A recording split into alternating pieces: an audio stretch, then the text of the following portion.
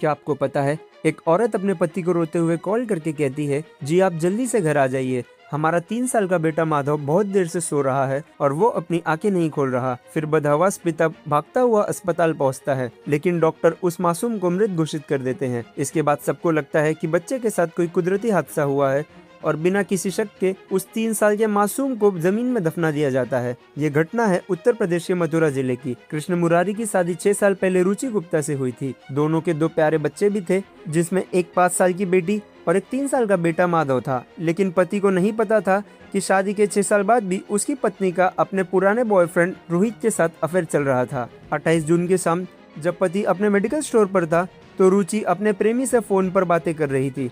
तभी उसका 3 साल का बेटा माधव खेलता हुआ अपनी माँ के पास आता है और रोने लगता है। प्रेमी की आवाज़ सुनने में खलल पड़ रहा था तो उस कलयुगी माँ के सिर पर शैतान सवार हो गया था और उस औरत ने फोन को होल्ड पे रख के अपने 3 साल के मासूम बच्चे को पहले लात घूंसों से पिटाई की और फिर अपने ही हाथों से उसका गला घोंटकर उसे हमेशा के लिए खामोश कर दिया।